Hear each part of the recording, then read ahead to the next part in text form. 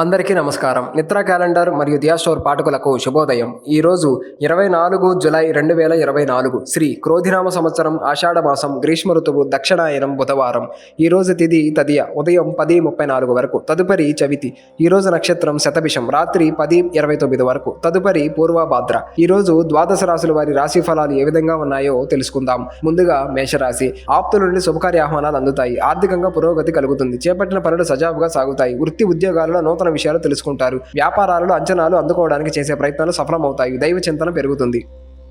తదుపరి వృషభ రాశి. సన్నిహితులతో ఆధ్యాత్మిక సేవా కార్యక్రమాల్లో పాల్గొంటారు. దూర ప్రాంత బంధువుల నుండి అరుదైన ఆహ్వానాలు అందుతాయి. ప్రయాణాలలో నూతన వ్యక్తుల పరిచయాలు కలుగుతాయి. చేపట్టిన పనులు వేగవంతంగా పూర్తి చేస్తారు. విలువైన వస్తు వాహనాలు కొనుగోలు చేస్తారు. వృత్తి వ్యాపారాల్లో ఆశించిన మార్పులు చోటు చేసుకుంటాయి.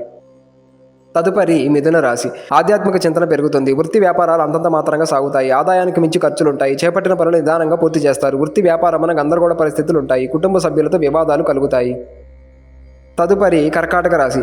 కుటుంబ సభ్యుల విషయంలో ఆలోచనలు స్థిరత్వం లోపిస్తుంది. బంధుమిత్రులతో కలహ సూచనలు ఉన్నవి. జీవిత భాగస్వామి ఆరోగ్య విషయంలో అప్రమత్తంగా వ్యవహరించాలి. వృత్తిపరమైన ముఖ్యమైన పనులు వాయిదా వేస్తారు. ఉద్యోగాలలో కొందరు ప్రవర్తన నిరాశను కలిగిస్తుంది. నిరుద్యోగులకు ప్రయత్నాలు నిరాశను కలిగిస్తాయి.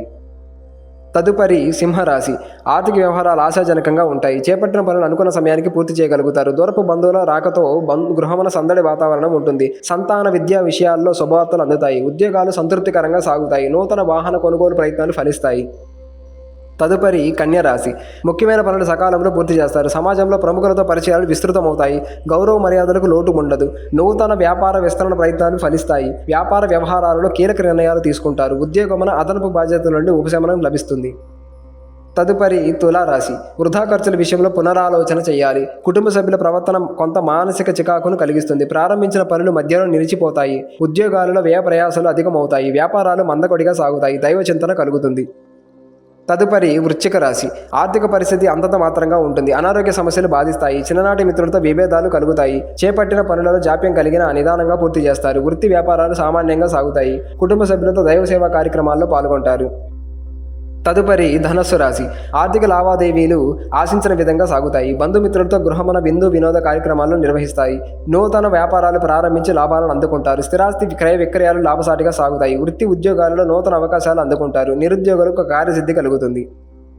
తదుపరి మకర రాశి. బంధువుల ప్రవర్తన కొంత చికాకును కలిగిస్తుంది. వృత్తి వ్యాపారాలలో శ్రమాధిక్యత పెరుగుతుంది. గృహమున అదనపు బాధ్యతల వలన విశ్రాంతి ఉండదు. చేపట్టిన పనులు మందకొడిగా సాగుతాయి. అవసరానికి చేతికి డబ్బు అందక ఇబ్బంది కలుగుతుంది. ప్రయాణాలలో తొందరపాటు మంచిది కాదు.